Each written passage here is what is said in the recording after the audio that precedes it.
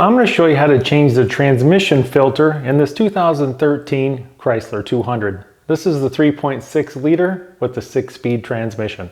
So follow along step by step. We'll get this job done in under an hour and get that transmission serviced. The project when you're working on a car, truck, or SUV. We're going to be removing fluid, so you want to make sure that you can actually fill the fluid first. So what sense is it if you remove the fluid but you can't fill it? In this case, we have a fill tube right here. I have a transmission funnel.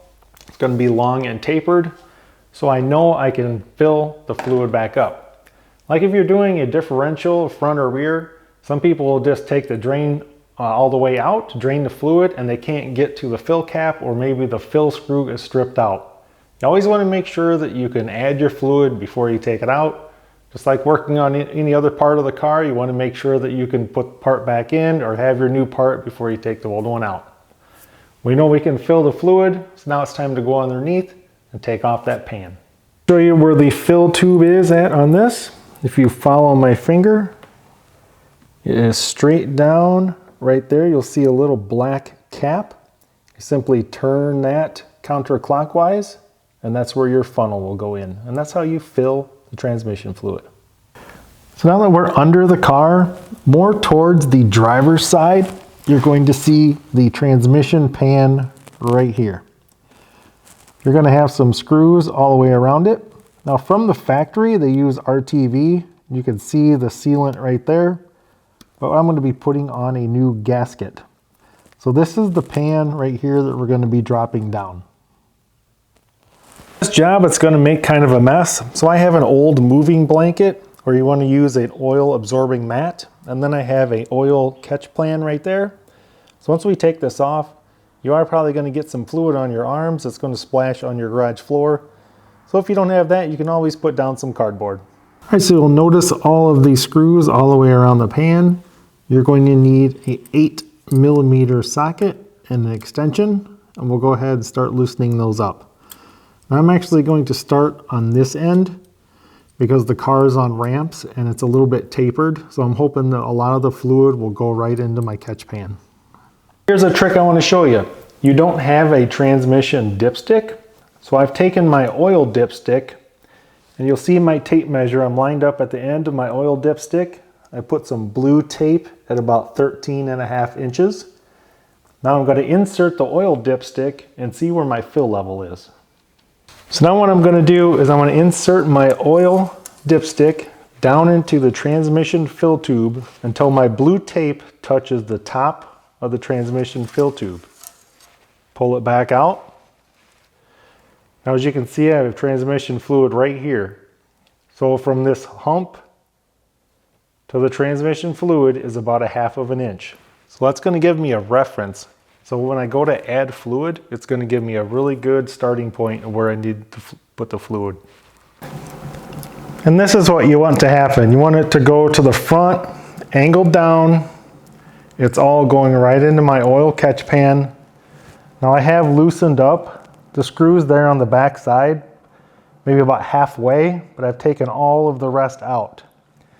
This allows for a little more of a controlled drain. Now if you can't get your pan to come loose, give it a tap with a rubber mallet, just a couple small taps, because they are sealed with RTV from the factory, and that will break it loose real easy. Let it drain for about 5 minutes, and then I just kind of broke it loose all the way. So you can see it's hanging down probably about 1 inch in the front, and I just loosened these screws up a little more in the back. So I got about 90% of the fluid in my catch pan doing it this way. So I'm just going to go ahead and remove these back screws and let the pan come down. Now with the pan removed, you'll see the filter right here, and you have one screw right here, one screw right there we need to remove. Now I've seen these be T25s and T27s. This one happens to be a T27. So go ahead and remove those 2 screws and pull the transmission filter down. Now with the transmission filter out of the way, you'll see that it goes up into this hole right here. There's a little gasket right there. It's kind of an O-ring. Your new filter will have a new one. So just grab this with some needle nose pliers and pull this out. And here's that new piece I'm talking about. It's going to come with your new filter. Now at this point you want to clean all the RTV sealant off of the drain pan, and you also want to clean the magnet. This is your chance to inspect if there's any metal in the bottom of the pan and see how well your transmission's doing. So now I'm going to get this all cleaned up. All right, so taking out that old O-ring is kind of pain in the butt. I used a flathead screwdriver, kind of got it under there and finally got it popped out. And then putting the new one in, I put oil on it first, got it started, and then you just kind of tap it up there. You could use a hammer and a small wood block. Just tap it real easy all the way around until you finally get it seated. And here is the new transmission filter. So we're going to go ahead, I'm going to put a little bit of oil on here so it goes up into that O-ring better, and then attach it with the 2 screws. All right, the filter is completely installed. I've got the pan completely cleaned out. I've got the magnet cleaned off. I've scraped off all the RTV. I've got the gasket right here. So we're just going to put a couple screws through to hold the gasket in place and then lift the pan back into position.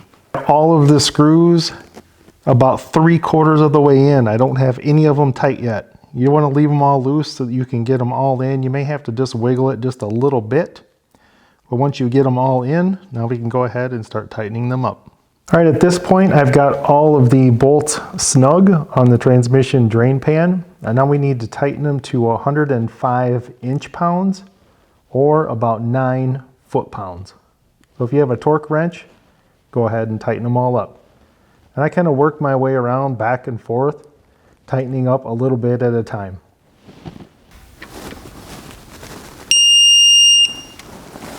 At this point, we're pretty much done under the car.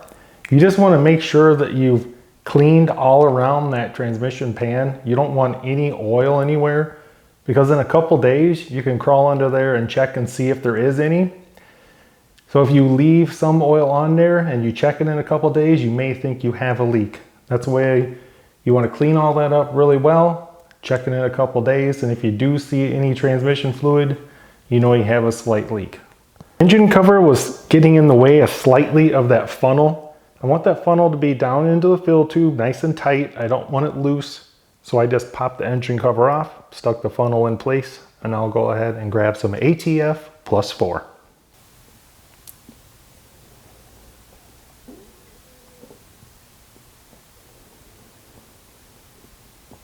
Now you're going to put 5.5 quarts of ATF plus 4. And then you can use my oil dipstick method just to double check that you have the same amount of fluid in there as you did before. So now we're going to reinstall that cap. It says for dealer use only. Let's go ahead and push down and turn clockwise until it tightens up. Now I'm just going to go ahead and put the engine cover back on. All you got to do is push straight down to push itself in place. Now I remove the tape from my oil dipstick. We'll go ahead and reinstall that. Close up the hood.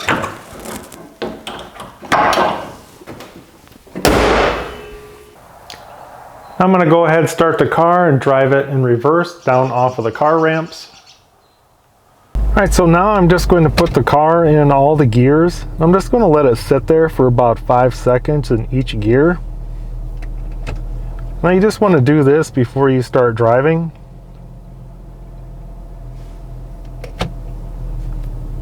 So go from park all the way down to drive. And then go ahead and go all the way back up to park. Leaving it in each gear for about 5 seconds.